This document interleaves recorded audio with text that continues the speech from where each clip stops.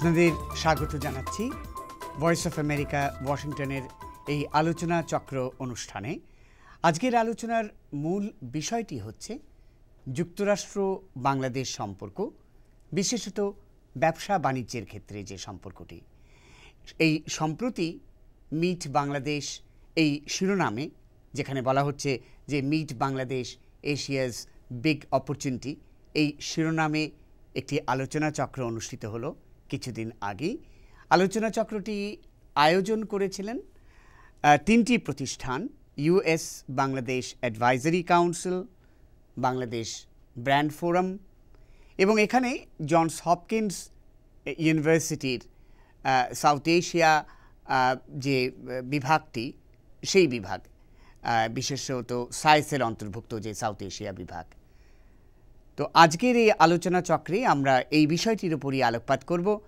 আমার সঙ্গে এতে যোগ দিয়েছেন সহকর্মী রোকেয়া হায়দার এবং রয়েছেন ইউএস বাংলাদেশ অ্যাডভাইজারি কাউন্সিলের এক্সিকিউটিভ ডিরেক্টর শামারুক মহিউদ্দিন। একটা কথা প্রায়শই বলা হয় এবং এটাও আমরা লক্ষ্য করেছি যে এই যুক্তরাষ্ট্র বাংলাদেশ সম্পর্ক অত্যন্ত ঘনিষ্ঠ, কিন্তু তারপরও প্রশ্ন ওঠে ব্যবসা বাণিজ্য এবং অন্যান্য বিষয়। তা আমি প্রথমে শামারুক মহিউদ্দিনের কাছে এই বিষয়টি সম্পর্কে জানতে চাইছি যে এই যে বাংলাদেশ ইউএস বাংলাদেশ অ্যাডভাইজারি কাউন্সিলের মতো যে প্রতিষ্ঠানগুলো রয়েছে, এই প্রতিষ্ঠানগুলোর ঠিক ভূমিকাটা কি? আমরা 2002 সালে প্রতিষ্ঠিত হয়েছি। আমাদের মতো আরও বেশ কিছু প্রতিষ্ঠান আছে, সেটা ঠিক। তবে আমরা যেটা করি যে যুক্তরাষ্ট্রের যে নীতিগুলো হয় বাংলাদেশের প্রতি, সেগুলোর বিশ্লেষণ করা, সেটা আমার মনে হয় না আর কোনো প্রতিষ্ঠান এত ডিটেইলে করে। আমরা সেটা করি এবং নীতি পরিবর্তন করার চেষ্টা করি। তার একটা উদাহরণ হচ্ছে যে ব্যবসা বাণিজ্যের ক্ষেত্রে বাংলাদেশের যে রপ্তানি, তার উপরে যে অনেক শুল্ক আরোপ করা হয়, সেগুলোকে আমরা সরানোর চেষ্টা করি। আর একটু বেশি শুল্কমুক্ত প্রবেশ, রপ্তানি প্রবেশ ব্যবস্থা করার চেষ্টা করি, বাজার সুবিধা দেওয়ার চেষ্টা করি। সেটা একটা উদাহরণ। আরেকটা হচ্ছে যে ক্লাইমেট চেঞ্জ অথবা জলবায়ু পরিবর্তন হচ্ছে যে বাংলাদেশে, তার জন্য যে প্রভাবটা পড়বে বাংলাদেশে, অনেক মানুষ কিন্তু ক্ষতিগ্রস্ত হবে তার জন্য। তো সেখানেও যেমন যুক্তরাষ্ট্রের একটা রোল আছে, একটা ভূমিকা আছে। তো আমরা কংগ্রেসের সাথে এবং অন্যান্য সরকারি সংস্থার সাথে চেষ্টা করি যে এসব জিনিস তুলে ধরা, এসব আশঙ্কাগুলো বাংলাদেশ যে বিপজ্জনক একটা জায়গায় আপাতত আছে জলবায়ু পরিণতির কারণে, সেটার এবং শুল্কের জন্য যেসব বিনিয়োগের বাধা হচ্ছে, এগুলো তুলে ধরা এবং নীতি পরিবর্তন করা তার জন্য। আমরা আসলে অতি সম্প্রতি আমরা যে যখন পররাষ্ট্রমন্ত্রী বাংলাদেশের ডক্টর দীপুমণি এখানে এলেন এবং সায়েন্সে সেই আলোচনাটি হলো, তো সেই আলোচনার উপরেই আমরা নজর দিই। সব রকম আমাদের বলতে পারবেন যে এইবারে যে বাংলাদেশের যে সব আছে পণ্য আমেরিকায় আসে, তার শুল্কমুক্ত কোটামুক্ত প্রবেশাধিকারের দাবি জানাচ্ছে অনেক মহল থেকেই, এবং ডক্টর দীপুমণি সেই প্রসঙ্গেও আলোচনা করলেন। আরও একটি লক্ষণীয় বিষয় যে উনি আলোচনা করেছেন যে বাংলাদেশের যে মানব সম্পদ, 25 অনূর্ধ্ব বয়সী সংখ্যা বাংলাদেশে অনেক, 60%, এবং তাদেরকে কর্মক্ষেত্রে তাদের কর্মসংস্থানের জন্য বিদেশে যাওয়ার ব্যবস্থা করা, বিদেশে নিয়ে যাওয়া, তাদেরকে একটা কর্মশক্তিতে পরিণত করার বিষয়টিও তিনি গুরুত্বের সাথে তুলে ধরেছেন। Today we dream to graduate Bangladesh to a middle-income country and transform it into a digital Bangladesh by 2021, when the country celebrates its golden jubilee of independence.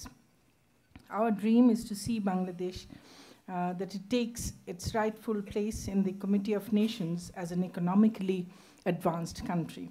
তো আমরা মনে হয় যে সেদিকেই আলোকপাত করি। হ্যাঁ, সেটিও একটি বিষয় যে ধরুন বাংলাদেশের যে তরুণ যে শ্রমশক্তি আছে, কর্মশক্তি রয়েছে, তাকে কতখানি ব্যবহার করা যায়, এ নিয়ে কি আপনাদের বিশেষ কোনো চিন্তা ভাবনা আছে? এ নিয়ে আপাতত আমরা এখনো কোনো উদ্যোগ নেইনি, তবে যেহেতু আমরা বাণিজ্য নিয়ে আপাতত কাজ করছি, যে সমস্ত মেম্বার্স অফ কংগ্রেসদেরকে আমরা যোগাযোগ করি, যেমন আমরা শুরু থেকেই বাংলাদেশ ককাসটার সাথে বেশ জড়িত ছিলাম, ওদেরকে প্রতিষ্ঠিত করাতে আমরা বেশ একটা বড় ভূমিকা পালন করেছি। ওসব মেম্বার্সদেরকে আমরা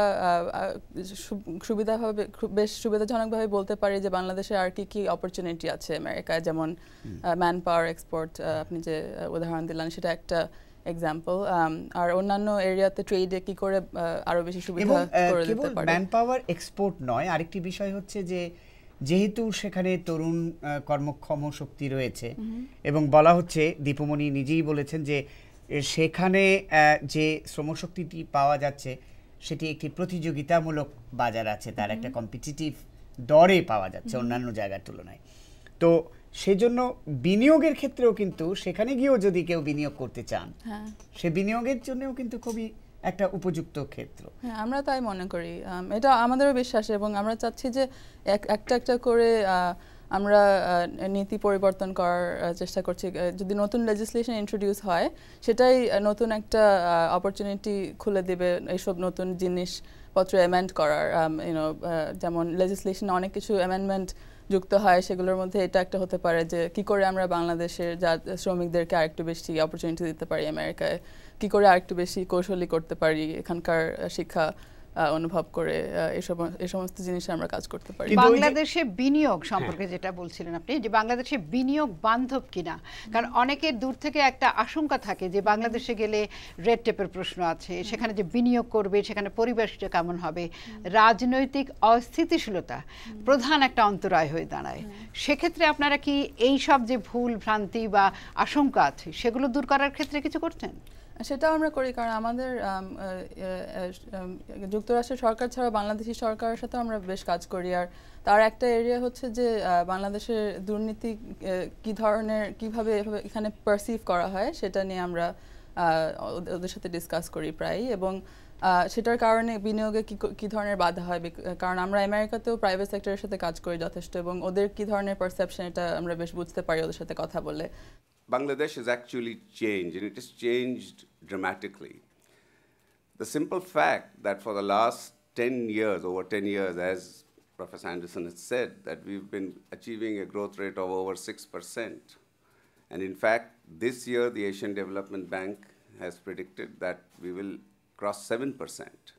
In spite of the global situation, it is something which is remarkable. I don't think there are that many countries in the world. We could in fact count those countries on your fingertips who have been able to achieve that kind of growth. তো এখন যেমন মূল্যস্ফীতি নিয়ে বেশ চিন্তিত এখানকার private সেক্টরের মানুষ, এবং আরেকটা ব্যাপার হচ্ছে যে আমাদের যে ইনফ্রাস্ট্রাকচার ইস্যুস আরও বেশি ইমপ্রুভ করতে হবে, পাওয়ার সেক্টরে বেশ গ্যাপ আছে এগুলো, এবং ওয়েজেস যে এখনো বেশ লো, এটা নিয়েও বেশ কনসার্ন। তো এগুলো আমরা বেশ ডিসকাস করি বাংলাদেশ গভর্নমেন্টের সাথে। এই মুহূর্তে বাংলাদেশে বিনিয়োগের বিষয়ে আমেরিকায় কতটুকু আগ্রহ দেখতে পাচ্ছেন আপনারা? এই প্রোগ্রাম যে আমরা করলাম গত সপ্তাহে, সেটাতে দেখা গেল যে আসলে অনেক বেশি আগ্রহ আছে, কিন্তু এখানকার যে যারা বিনিয়োগ করবে তাদের মধ্যে অ্যাওয়ারনেসটা একটু কম, যে কি করে কোথায় যাবে ওরা, কোন সরকারি অফিসে যাবে, কোথায় ওয়ান স্টপ শপ আছে, কি করে আরো একটু দ্রুতভাবে ডিলগুলো এগোনো যায়। কারণ কিছু কিছু ডিল কিন্তু অলরেডি টেবিলে আছে, কিছু কিছু প্রাইভেট সেক্টর কোম্পানি কিছু কিছু ডিল অলরেডি ওরা ফাইনালাইজ করেছে, কিন্তু গভর্নমেন্টের সাথে যখন তারা ডিল করেছে তখন দেখছে যে অনেক কিছু এগোচ্ছে না আর কি। তো সেগুলো ওরা রেজ করেছে। আমাদের আরেকটা প্রোগ্রাম হয়েছিল চেম্বার অফ কমার্সে, সেখানে ওটা রেজ করা হয়েছিল, এবং গভর্নমেন্ট চেষ্টা করছে যে এগুলো অ্যাড্রেস করতে, এবং আমার মনে হয় যে আগ্রহটা আছে, কিন্তু প্রসেসটা আরেকটু বেশি ইজি করা দরকার। প্রসঙ্গত আরেকটি কথায় আসি, যে এই যে শুল্ক মুক্ত যে রপ্তানির কথাটা উঠছে বাংলাদেশ থেকে, কিংবা এখান থেকে আমদানির কথা উঠছে, এই ব্যাপারে প্রধান প্রতিবন্ধকতাটা কি? এটা কি আইনি বিষয়, নাকি এর সঙ্গে কি বাধাটা কোথায়? এটা আইনি বিষয় বটেই, আরও কিছু বাধা আছে, যে এখানে আমেরিকাতে কিছু কিছু লবি আছে যারা কংগ্রেসে খুব ক্ষমতাশীল, যেমন লেবার লবি। ওরা খুব চেষ্টা করে যে ওদের যে সেক্টরটা, টেক্সটাইল সেক্টরটা ওরা এই সেক্টরটাকে আশ্রয় দেওয়ার জন্য। তার জন্য এই শুল্কগুলা অনেক দিন ধরে পোশাকের উপরে আছে।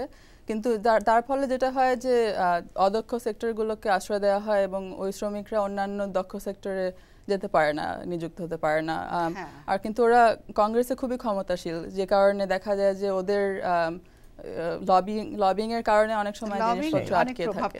তো আনিস, আমাদের সংক্ষিপ্ত সময়, সেক্ষেত্রে শুধু একটা কথা আমার মনে পড়ছে যে আরেকটি কথা ওই দিনের আলোচনায় উঠে এসেছিল যে বাংলাদেশের যে ভৌগোলিক অবস্থানটি, এটি কিন্তু বাণিজ্যের, ব্যবসা বাণিজ্য এবং বিনিয়োগের জন্য বেশ অনুকূল।